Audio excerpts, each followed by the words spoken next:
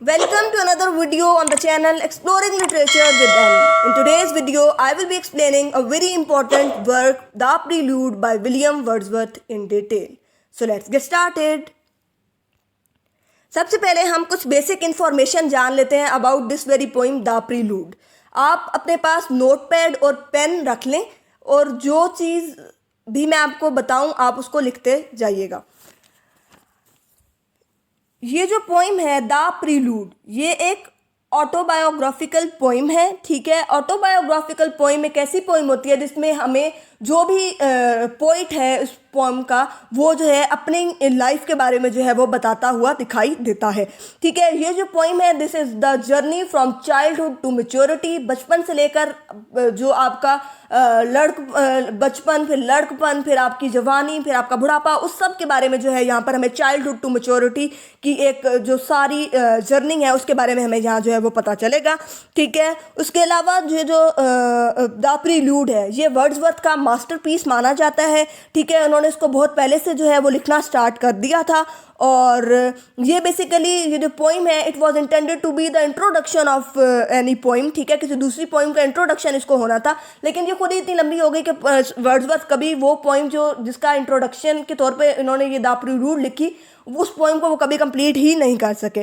ठीक है, और ये एक साइकोलॉजिकल एपिक है. ठीक है, साइकोलॉजिकल एपिक किस तरह से कि हमें जो है सारी मेंटल कंडीशंस और सारा जो ग्रोथ ऑफ माइंड है पोइट की उसके बारे में जो है हमें यहाँ पर पता चलेगा. ठीक है, उसके अलावा हमें जो है इमोशनल और सेंटिमेंटल अटैचमेंट जो है पोइट की नेचर के साथ, उसके अलावा उसकी जो चाइल्डहुड मेमोरीज हैं उनके साथ, वो सब जो है हमें यहाँ पता चलेगा. तो इसलिए ये एक साइकोलॉजिकल एपिक है. ठीक है, और ये हमें लाइफ के बारे में जो है वो बताएगी. ठीक है, ये सेमी ऑटोबायोग्राफिकल पोइम है. उसके अलावा ये 14 बुक्स पर जो है वो मुश्तमिल है.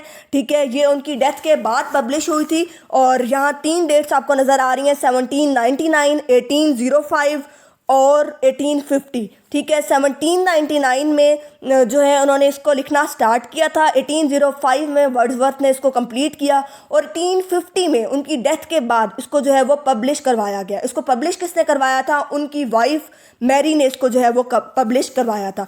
और जिसका सब टाइटल है वो क्या है? The growth of a poets mind. मैंने आपको पहले कहा पॉइंट्स को नोट करते जाएं. The growth of a poets mind इसका सब टाइटल है. ये एक इंपॉर्टेंट शॉर्ट क्वेश्चन भी है. उसके अलावा पीपीएससी के एग्जाम में भी ये पूछा जा सकता है. तो the growth of a poets mind जो है is the sub title of the poem the prelude by William Wordsworth. ठीक है, और ये जो है डेवलपमेंट है चाइल्डहुड से मैच्योरिटी तक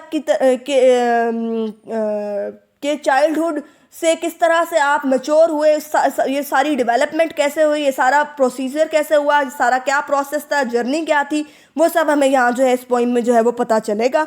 ठीक है, उसके अलावा ये जो पोइम है इसको पोइम टू कोलरिज भी कहा जाता है. ठीक है, इनके जो फ्रेंड थे एस टी कोलरिज वो जो हैं उनको जो है उन्होंने ये पोइम जो है वो डेडिकेट की है. इसको पोइम टू कोलरिज कहा जाता है, उसके उनके लिए लिखी थी. ठीक है, उसके अलावा क्या है कि यहाँ पर आप कहेंगे कि इनके आपस में टर्म्स ठीक नहीं थे, कुछ चीज़ें थी, कुछ इख्तलाफात थे इनके दरमियान, लेकिन ये जो पोइम है ये उन्होंने कोलरिज को जो है वो डेडिकेट की है. ठीक है, और फर्स्ट बुक में जो है वर्ड्सवर्थ ने ये बताया है कि उन्होंने ये पोइम जो है ये क्यों लिखी, इसको कंपोज क्यों किया, इसको लिखा क्यों, इतनी ग्रेट पोइम को लिखने के पीछे उनका मकसद क्या था. ठीक है, और वो जो है क्या कहते हैं कि ये जो पोइम है द प्रीलूड ये बेसिकली एक और पोइम का जो है वो इंट्रोडक्शन है. रिकल्स इस पोइम का नाम है. ठीक है, इसके स्पेलिंग आप नोट कर लें, RECULSE रिकल्स का ये जो है ये द प्रीलूड जो है ये इंट्रोडक्शन था. लेकिन रिकल्स को वो कभी लिख ही नहीं सके. क्यों? क्योंकि ये द प्रीलूड ही इतनी लंबी हो गई कि रिकल्स लिखने का उनको मौका ही नहीं मिला. ठीक है, प्रीलूड जो है वो जो है इतनी लंबी हो गई कि कभी उस रिकल्स को जो है कंप्लीट ही नहीं कर सके. फिर जो है ये जो द प्रीलूड है ये जो टाइटल है ये वर्ड्सवर्थ ने खुद सिलेक्ट नहीं किया था. वर्ड्सवर्थ ने तो उसको अभी टाइटल शायद दिया ही नहीं था. फिर बाद में इनकी जो सिस्टर थी डॉर्थी, जो इनके काफ़ी टाइम इनके साथ रही और इनके बाकी बहन भाइयों ने भी इनको काफ़ी सपोर्ट किया, लेकिन डॉर्थी ने उसको बहुत ज़्यादा सपोर्ट किया और डॉर्थी इवन डिडंट मैरी. ठीक है, तो अब क्या है कि डॉर्थी ने जो है इनकी जो सिस्टर थी डॉर्थी उन्होंने इसका नाम जो है वो द प्रीलूड रखा था। ठीक है, 1805 में जो है वो वर्जन जो है वो 13 बुक्स में डिवाइडेड था, लेकिन जब पब्लिशिंग का टाइम आया और पब्लिश होते वक्त जो है इसको जो है वो 14 इसके जो है वो बुक्स हो गई, वर्जन्स हो गए, जो भी आप कह लें, और 14th बुक जो है उसमें जो है वो कंक्लूजन है। ठीक है, और जो ये पोइम है इसको लिखने की 3 वजूहात हैं। एक तो ये कि एक बिगर पोइम रिकल्स, जिसका मैंने आपको पहले बताया, उसका ये इंट्रोडक्शन होना था, एक रीज़न इसका ये था। ठीक है, दूसरा इसका रीज़न क्या है कि ये जो पोइम है ये इसलिए लिखी गई ताकि जो है वो अपनी जो क्वालिफ़िकेशन है, वर्ड्सवर्थ जो है वो अपनी क्वालिफ़िकेशन जो है उसको री एग्जामिन कर सकें कि उनको कितना नॉलेज है और कितना वो अपने बारे में और कितना वो जानते हैं एज अ पोइट, वो कितने मैच्योर हो चुके हैं और कितने अभी नहीं हुए। ठीक है, और दूसरी जो तीसरी और सबसे अहम रीज़न है वो ये है कि उनका ये पोइम लिखने का एक मकसद ये भी था कि वो अपने फ्रेंड एस.टी. कोलरिज को जो है वो ऑनर कर सकें। ठीक है, अच्छा, अब क्या है कि इनकी जो 14 चैप्टर्स हैं, वर्जन्स हैं, बुक्स हैं, जो भी आप इसको कह लें, 1 to 8 जो बुक है वो चाइल्डहुड और स्कूल टाइम्स के बारे में बताती है शॉर्टली, अगर मैं आपको बताऊं, फिर हम इसको डिटेल में देखते हैं। 9 to 11 जो है वो फ्रांस और लंदन लाइफ जो उनकी थी उसके बारे में हमें बताएगी। 12 to 13 जो है वो फिलॉसफी ऑफ आर्ट के बारे में हमें बताएगी। ठीक है, और 14th जो बुक है दैट इज़ द कंक्लूजन। और इस पोइम की 600 से अबव लाइन्स हैं, और ये जो पोइम है this is written in blank words. ठीक है, उसके अलावा जो है इसमें हमें क्या है कि ग्रोथ ऑफ माइंड के बारे में पता चलता है। ठीक है, लाइफ एक्सपीरियंसेस वो डिस्कस करेंगे, चाइल्डहुड सेलिब्रेशंस होंगी, कंपेयर करता है चाइल्डहुड को अपनी प्रेजेंट लाइफ के साथ। ठीक है, कि उसका बचपन कैसा था और उसकी जो अब मौजूदा ज़िंदगी है वो किस तरह की है। फिर विलियम ने जो है वो प्रेजेंट किया है लाइफ को इस तरह से कि वो जो है वो लाइफ जो है वो that is full of troubles, that is full of frustration, मुश्किलात से, परेशानियों से जो है वो भरी हुई है, और वो जो है इस लाइफ को जो जिसमें अब वो जी रहा है उसको वो भूल जाना चाहता है। और वो कहता है कि वो लेक डिस्ट्रिक्ट के बारे में यहाँ पर बात करता है, और वो 4 सीजन्स के बारे में बात करता है। जैसे मैंने आपको बताया नेचर पोइट है तो नेचर के बारे में बहुत ज़्यादा डिस्कशन करेंगे। ठीक है, और वो उनको जो है अपनी मदर की डेथ जो है उसके बारे में भी वो यहाँ जिक्र करते हैं और उसको वो याद करते हैं। और वो कहते हैं कि जब मेरी मदर की डेथ हुई तो वो मैं बहुत ज़्यादा रोया। और वो कहते हैं कि जो आंसुओं के पीछे छुपा हुआ दर्द है वो भी हमें इस पोइम के अंदर जो है वो नज़र आएगा। और वो ज़्यादा परेशान इसलिए हैं क्योंकि वो ये समझते हैं कि वो ही is responsible for his mother's death. और उसकी वजह क्या है कि वो कहते हैं कि मैं अपनी मदर को जो है वो टाइम नहीं दे सका, इसलिए मेरी मदर की जो है वो डेथ हो गई। और आखिर में क्या है कि कोलरिज और डॉर्थी, कोलरिज जो उनके फ्रेंड थे और डॉर्थी जो उनकी सिस्टर थी, उनको जो है ये उसने जो है वो थैंक्स किया है। ये तो थी कुछ basic information about this very poem. अब अगर हम इसको इन डिटेल देखें तो ये जो पोइम है द प्रीलूड, ये बेसिकली वर्ड्सवर्थ की डेवलपमेंट है कि किस तरह से वो एक पोइट बने। ठीक है, पावर ऑफ नेचर के बारे में हमें पता चलता है। फिर फ्रेंच रेवोल्यूशन से जो उनको डिसअपॉइंटमेंट हुई जब वो फ्रांस में रह रहे थे, उस वक्त फ्रेंच रेवोल्यूशन जो 1789 में स्टार्ट हुई, उस वक्त जो उनको डिसअपॉइंटमेंट हुई, वो सब कुछ जो नाउमीदी उनके अंदर भर गई, वो सारा कुछ जो है हमें इस पोइम के अंदर जो है वो पता चलेगा। नेक्स्ट जो बुक 1 है वो बेसिकली वर्ड्सवर्थ का जो सेंस ऑफ लाइफ है और जो उसकी जर्नी है उसके बारे में हमें बताएगी। ठीक है, लिटरल लेवल पर भी और मेटाफोरिकल लेवल पर भी। नेक्स्ट हमारे पास क्या है कि बुक 1 जो है प्रीलूड की, वो जो है हमें बताती है कि पोइट के लिए जो लाइफ है वो उसको एक जर्नी के तौर पर वो देखता है। और वो कहता है कि इस पोइम को लिखने की जो वजह है वो ये है कि वो किस तरह से, वाई एंड हाउ, कैसे वो पोइट बना और क्या वजूहात थी कि वो पोइट बना, और what were the reasons he became the poet. और दूसरा क्या है कि what was the process, what was the procedure. ठीक है, अल्टीमेटली क्या प्रोसीजर हुआ, क्या प्रोसेस था जिसके थ्रू जो है हमारा पोइट जो है वो पोइट बना। ठीक है, और सर्टन चाइल्डहुड मेमोरीज़ के बारे में जो है वो हमें यहाँ पर बताएगा। ठीक है, जैसे कि प्लेइंग कार्ड्स, फ्लाइंग काइट्स वगैरह। ठीक है, उसके अलावा बुक 2 जो है, जिसका नाम द स्कूल टाइम्स है, जिससे आपको पता चल रहा है कि ये इनके जो स्कूल की जो अर्ली एजुकेशन है उसके बारे में जो है हमें बताएगा, ठीक है। और वर्ड्सवर्थ की एजुकेशन के बारे में जो सारी स्टोरी है वो हमें इस बुक में पता चलती है। और वो जो है वो स्कूल जब गया तो उसने बहुत सारे लोगों से जो है वो, लड़कों से जो है वो दोस्ती की, फिर उसने नेचर को जो है वो एक्सप्लोर करना जो है वो स्टार्ट किया एज अ चाइल्ड। जैसे आपको मैंने पहले बताया था, फिशिंग वगैरह उन्होंने की। उसके अलावा फिशिंग करते थे, ही यूज टू प्ले कार्ड्स और set the nest for the birds, ठीक है। और इस तरह से डिफरेंट चीज़ें, ठीक है। बोटिंग करते थे।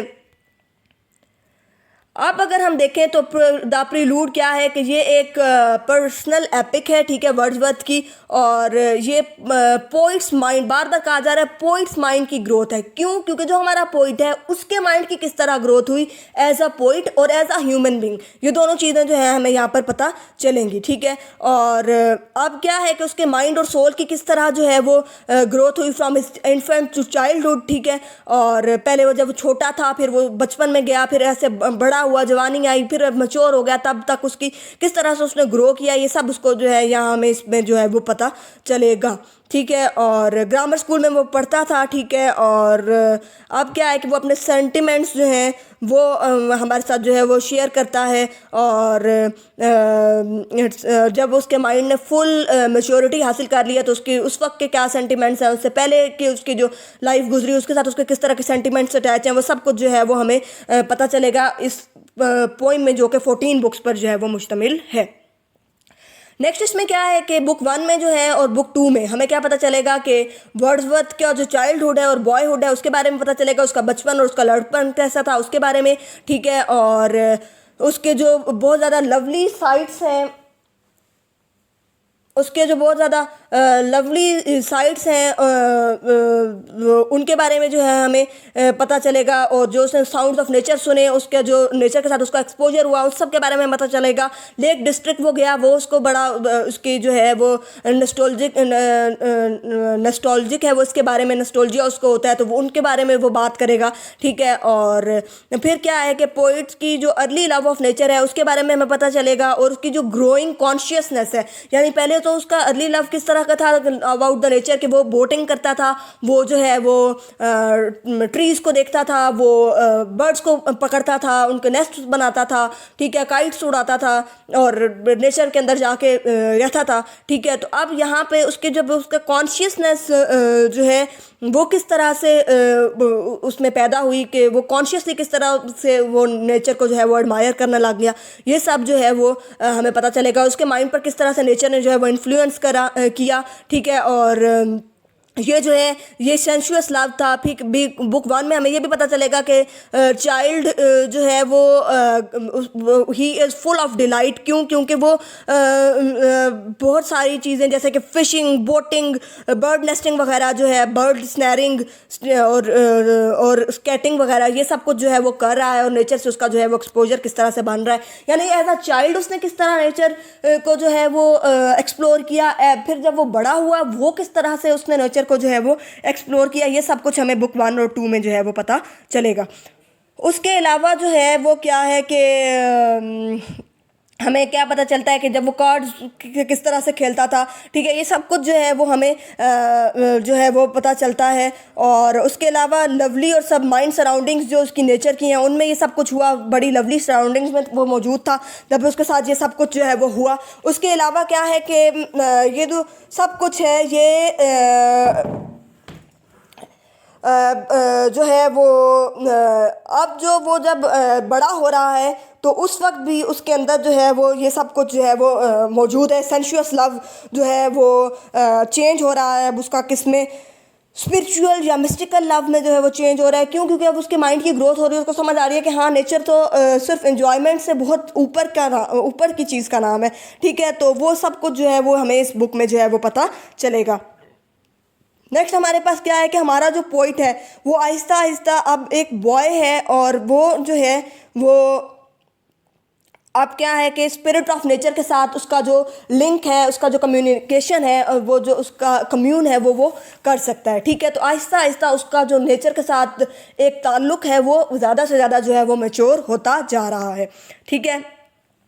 अब क्या है कि फर्स्ट 10 ईयर्स जो हैं पोइट की बचपन के, वो जो हैं वो फर्स्ट बुक में कवर हुए हैं। इस पीरियड के दौरान जो है वर्ड्सवर्थ जो है वो स्पिरिट ऑफ यूनिवर्स के बारे में जो है वो देखता है, और मतलब जिस तरह छोटे बच्चे होते हैं,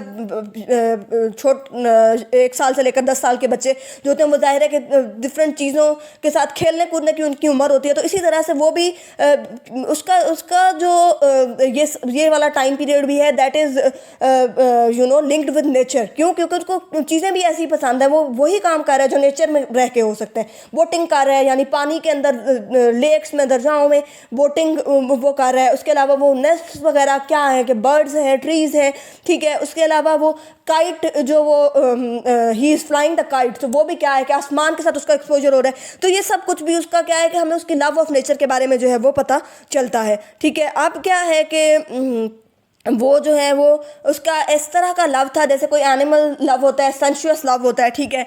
अब क्या है कि नेक्स्ट जो है सेकंड बुक, उसमें क्या है कि हमें पता चलता है कि सेकंड स्टेज जो है पोइट की जो लव ऑफ नेचर की सेकंड स्टेज है उसके बारे में पता चलता है। और वो स्टेज क्या है कि जब वो 17 ईयर्स का हुआ, ठीक है, तो अब उसका जो है वो किस तरह से उसने जो है वो नेचर को समझना शुरू कर दिया, ठीक है। अब क्या है कि अब उसकी जो अप्रिसिएशन ऑफ नेचर है वो डिफरेंट हो गई, वो डिफरेंट तरीके से नेचर को अप्रिसिएट करना लग गया, ठीक है। और वो जो है अब नेचर को अपने लिए नहीं बल्कि नेचर को for the sake of nature जो है वो एक्सप्लोर करना जो है वो स्टार्ट हो गया। अब क्या है कि ग्रेजुअली जो है उसको विजनरी पावर उसके अंदर आने लग गई।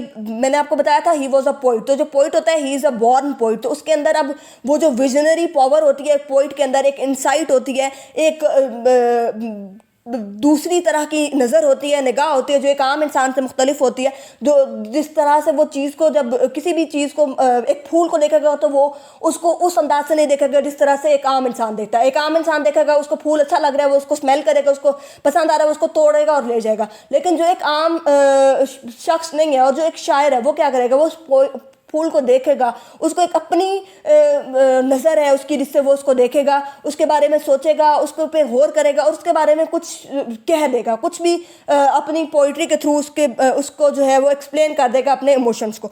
तो अब क्या है कि उसके अंदर भी वो विजनरी पावर और वो जो एक लाइट होती है इंसान के अंदर से, जो एक वो रोशनी आती है, वो जो है वो उसके अंदर जो है वो अब आना शुरू हो गई है, ठीक है। और अब जो है वो स्वीट सिंगिंग ऑफ बर्ड्स को जो है वो और तरीके से देख रहा है। मर्मरिंग फाउंटेन जो है, यानी चश्मे के जो बहते हुए पानी की आवाज़, उसको वो और तरीके से देख रहा है, ठीक है। ग्लोरियस एस्पेक्ट्स ऑफ नेचर, उन सब को जो है वो डिफरेंट अंदाज में देख रहा है, जिस तरह वो बचपन में देखता था उस तरह से नहीं देख रहा, ठीक है। और अब वो जो है वो एक डीपली जो है वो, जिस तरह के 17 ईयर्स ओल्ड बॉय जो है डीपली किसी चीज़ को देखता है, उस तरह से वो जो है वो देख रहा है, ठीक है। उसके अंदर बहुत ज़्यादा जो है mystic experience, deep mystic experience जो है वो पैदा होना शुरू हो गया। मैंने आपको पहले बताया था as a god, as a spirit जो है वो उसको देखता है, तो mystic is something related to god. तो अब वो उसको डिवाइन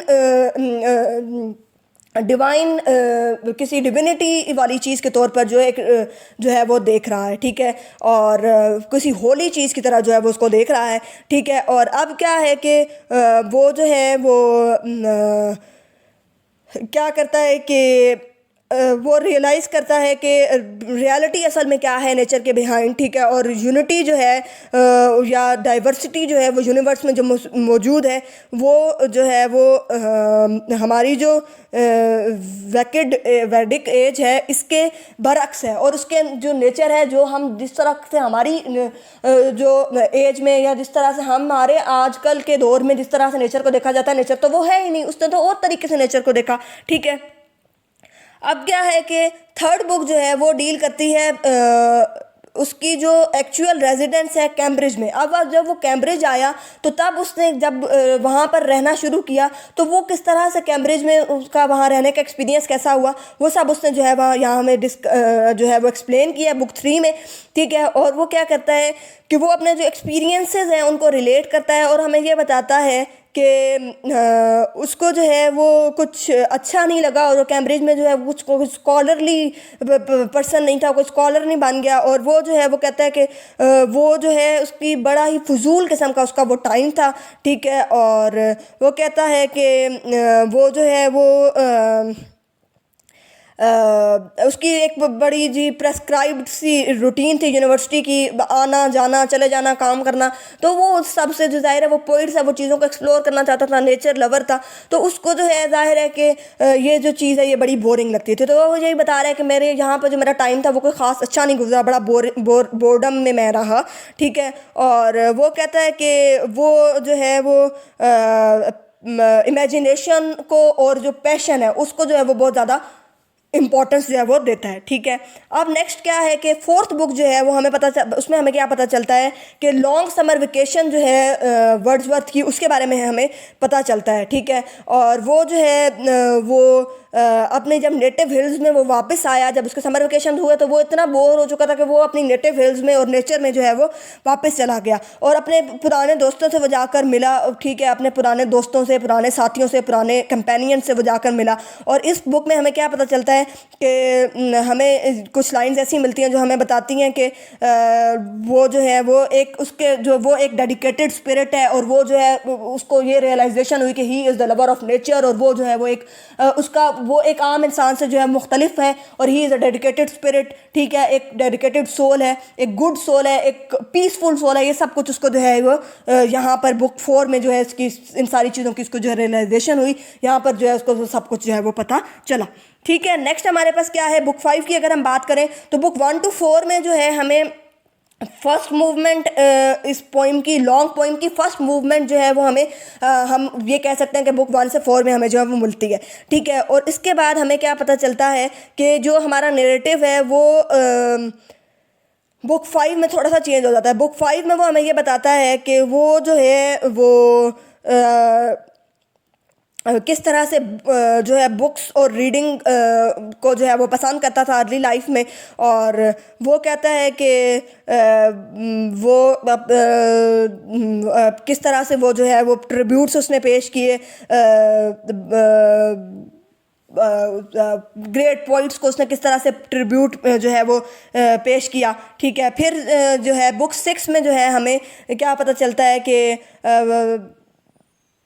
यूनिवर्सिटी डेज़, मज़ीद जो उसके रिमेनिंग यूनिवर्सिटी डेज़ हैं उनके बारे में भी जो है हमें पता चलता है। और वो लाइटली इससे जो है वो गुजर जाता है क्योंकि उसके लिए ये कोई बहुत अच्छे दिन नहीं थे, ठीक है। और वो इन डेज़ में लॉनली फील करता था, बड़ा सॉलिट्यूड में चला गया था और बड़ा वो अकेला और तन्हा महसूस करता था, ठीक है। और नेचर जो है वो उसको जो है वो उसके जहन पर सवार थी और उसको पसंद थी, ठीक है। और इस बुक में हमें जो है वो क्या पता चलता है कि जो पोइट है वो चेरिश है और वो पसंद करता है नेचर को।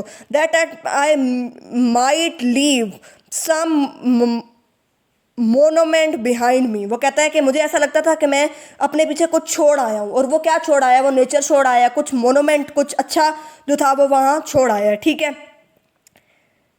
नेक्स्ट हमारे पास क्या है कि अब हमें ये बताता है कि वो सेकंड समर वेकेशंस जो हैं वो बहुत उसके जो हैं वो खुशियों भरे गुजरे, ठीक है। और क्यों, क्योंकि वो अपने डॉर्थी और मैरी, यानी डॉर्थी कौन है, उसकी बहन, और मैरी जो उसकी बीवी है, उनके साथ उसने जो है वो गुजारे, ठीक है। और वो कहता है कि वो वॉकिंग टूर जो उसने फ्रांस की तरफ किया, यानी जो फ्रांस में और स्विट्ज़रलैंड में जाकर वो रहा, उनके बारे में वो बताता है, ठीक है। थर्ड समर वेकेशन में वो कहाँ गया, फ्रांस और स्विट्ज़रलैंड गया, ठीक है। और वो क्या कहता है कि वो कहता है कि उसकी किस्मत अच्छी रही कि वो जो है फ्रांस में जो है वो चला गया, ठीक है। और वो कहता है कि उस वक्त जो है फ्रेंच रेवोल्यूशन हो रही थी जिस वक्त वो जो है वो फ्रांस गया, ठीक है। और उसको जो है दुनिया का जो है वो पता चल गया, और उसको जो है पता चल गया कि दुनिया आपको कितना डिसअपॉइंट जो है वो कर सकती है। अब क्या है कि नेक्स्ट हमें जो बुक नंबर 7 है उसमें हमें क्या पता चलता है कि उसकी जो walking tour third words France and Switzerland वो अभी कॉन्टिन्यूड है। और वो कहता है कि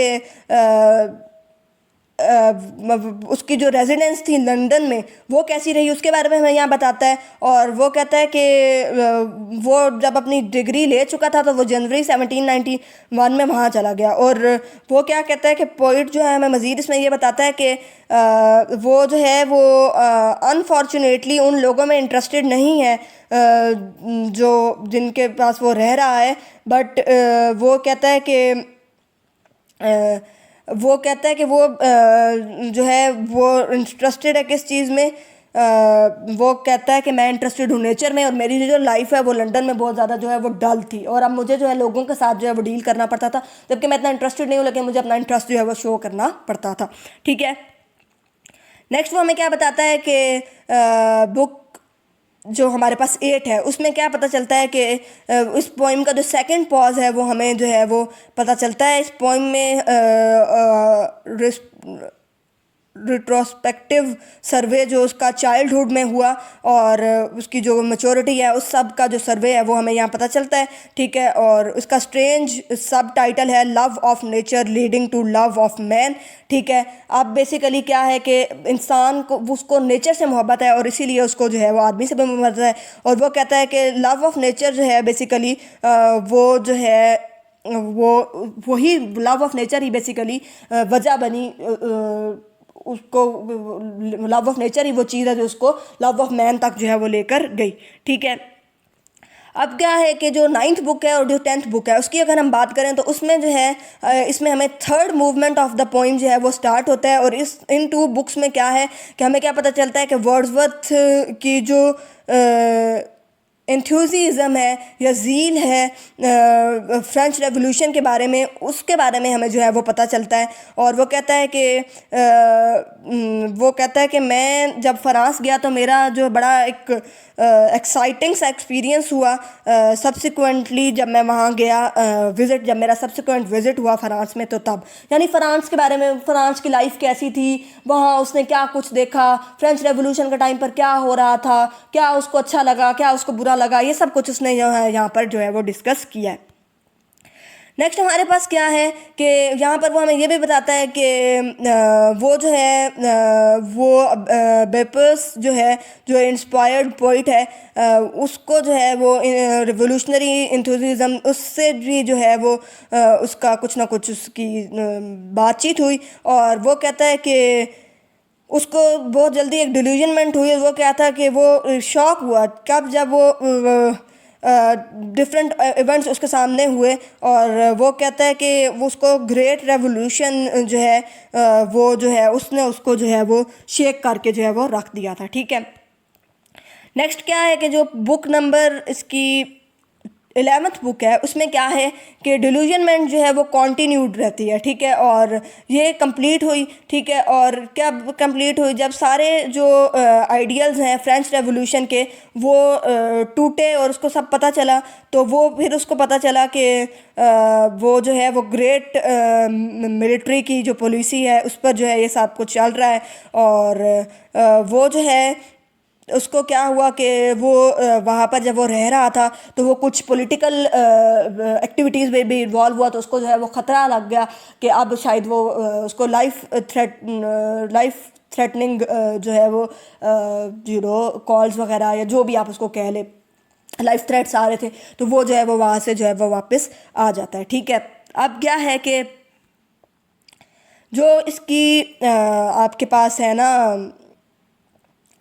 13th और 14th बुक, ठीक है, वो जो है 4th और लास्ट मूवमेंट जो है पोइम किसके बारे में बताती है, और ये जो है वो बुक नंबर 11 से स्टार्ट हो गई है। ठीक है, और लास्ट 3 बुक्स में जो है हम बुक 12 से 14 तक, ठीक है, उसमें हमें क्या पता चलता है कि ग्रेजुअल रिस्टोरेशन जो है पोइट की ह्यूमैनिटी, फेथ ऑन ह्यूमैनिटी में कैसे हो रही है, और वो जो है वो किस तरह से जो है उसको डॉर्थी कॉलरेज उन सब के बारे में उसने यहाँ बात की है, और उसका नेचर ने किस तरह उसको इन्फ्लुएंस किया, इस सब बारे में उसने बात की है। और इस बुक में जो है उसने जो है वो पोइट जो है हमें क्या बताता हुआ दिखाई देता है कि इमेजिनेशन जो है वो बेसिकली किस तरह से जो है आपके सारे जो एक्सपीरियंस है उसको अच्छा बना देती है, और जो मैन काइंड है नेचर उसको किस तरह से जो है वो मैन काइंड को जो है वो डिविनिटी के साथ, डिवाइन गॉड के साथ जो है वो लिंक कर देती है। ठीक है, अब क्या है कि फाइनली जो है लास्ट बुक में हमें क्या पता चलता है कि उस वेरियस एस्पेक्ट्स जो है felicity of creation of the poetic felicity जो है पर एक्सीलेंस, उसमें हमें जो है वो पता चलता है। Felicity is something related to knowledge और ये सब कुछ, कि वो एक मैच्योर पोइट किस तरह से बना, ये हमें पता चलता है। यहाँ पर डॉर्थी और कोलरिज जो है उनको वो एंड पे थैंक्स भी करता है। So this was all about the poem the prelude. Like and share the video and don't forget to subscribe the channel.